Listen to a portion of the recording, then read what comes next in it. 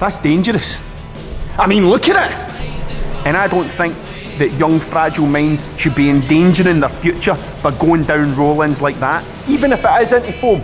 It's not the point. It's not the point. We need to protect them. So, I'm going to paint a massive Cthulhu demon there, attached to balloons, to scare them, so that they don't make poor life decisions by going down things like that. I mean, I love skateboarding. I'm just not very good at it. I can do some things, but nothing particularly fantastic. And it hurts me that these 8-year-olds can come in here and do roll-ins like that, and I can't big spin. So that's why we're doing it. To protect the children.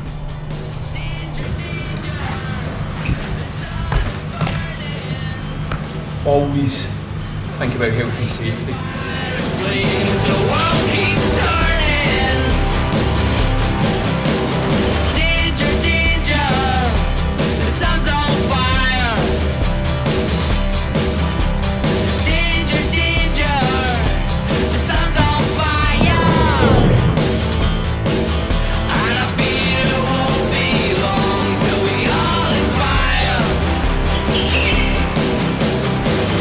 Basically, I'm just blocking out the colours right now.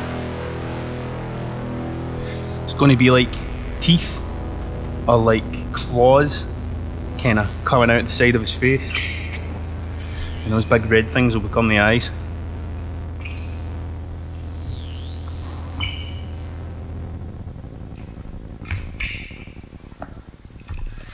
And there's lunch.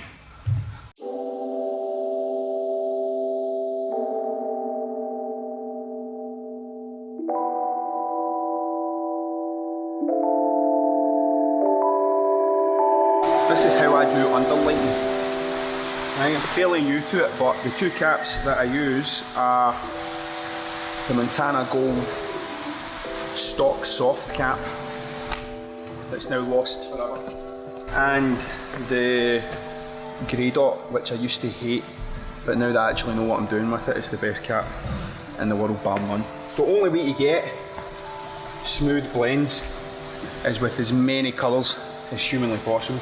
You could, but it wouldn't look great going between something as dark as that to as light as that. You won't get a smooth fade. The only way to do it is by having a full spectrum like that. It's the only way. Or it's the only way I do it. Like, I could be completely wrong, but this works for me. You're never going to go into primary school and they're going to teach you this stuff. The heathens. So, what I do is I just start. One of the big things to remember when you're spray painting is the way that you hold this can will affect your blend. So it's never just straight on like that. If you're going back into this colour, the way you hold that can is going to affect your blend, essentially. So the other thing I like to do is paint inside the line. So like, see, to get that really skinny line, for me it works better if you paint the outside first, and then when it's dry, go back in with your lighter colour, and that'll cut it down to a really small line.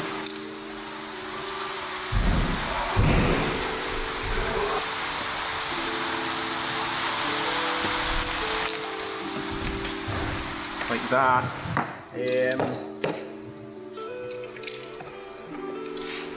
The light's coming through this direction, so we want to add in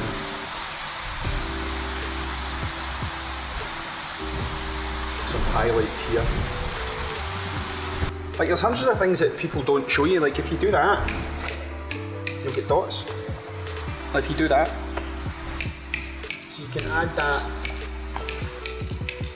really small detailing just by doing that sort of stuff. From the black to the deep forest, and then from there I go light, the darker colour. Just kind of making its way up, and then the grey dot, give a tiny highlight like this. But spray painting's all logistics. So if you think about the order you're going to paint, it'll make your life a lot easier. So if I cut back over that with the black, rather than trying to paint that edge, it's easier for me to do it like that. The way you layer the paint makes a big difference.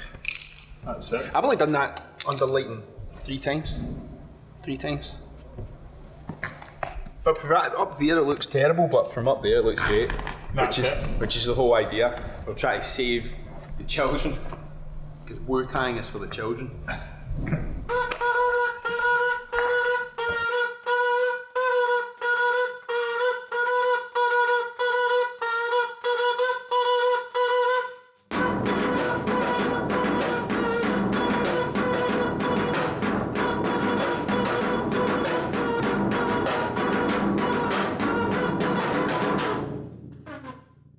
Got here something bad, well not bad, but I thought it was really cool when I tried to do a front flip into the foam pit, and I had my GoPro on over my hat and it came off, and I started panicking because I genuinely thought I'd lost it because I've heard all these stories.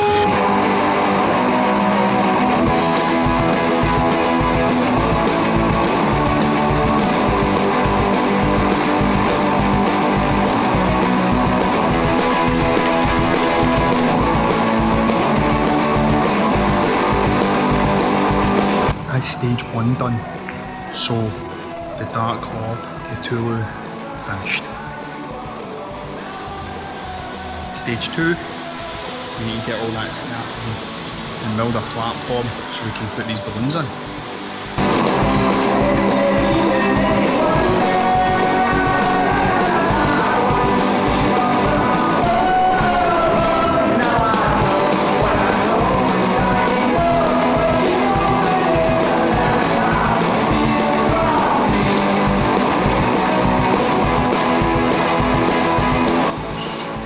I was going to try and make the balloons translucent so that like the colours mixed together and they looked a bit more realistic, but I've only brought, I mean that's still a lot of paint, but I haven't got the tonal range I would need to do that. Although I could probably do it with what I've got, I think there needs to be more balloons to justify pulling a 7,000 foot behemoth from the bottom of a foam pit. So what I think I'm going to do is just do them all flat colours and just make them look 3D and realistic but more opaque so you can't see through them.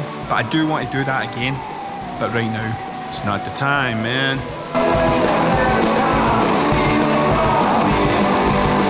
That's the only reason I took this job, so I could try a moonsault.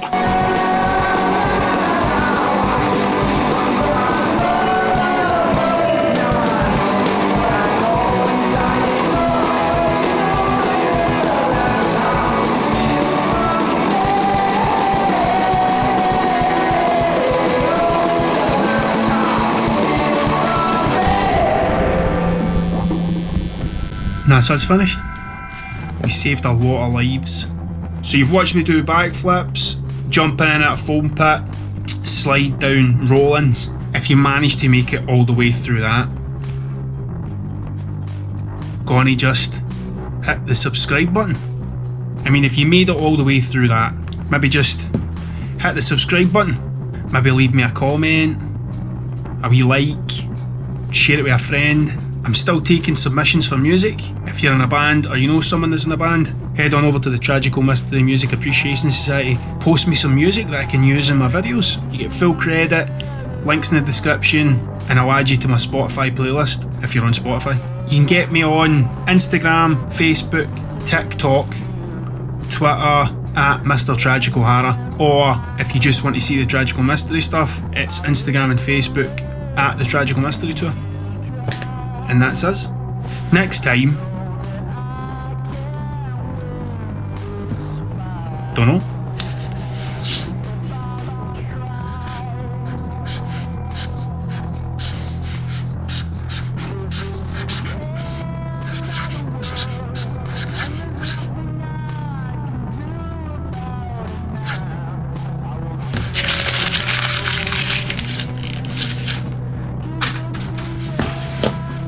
I genuinely thought that went in there.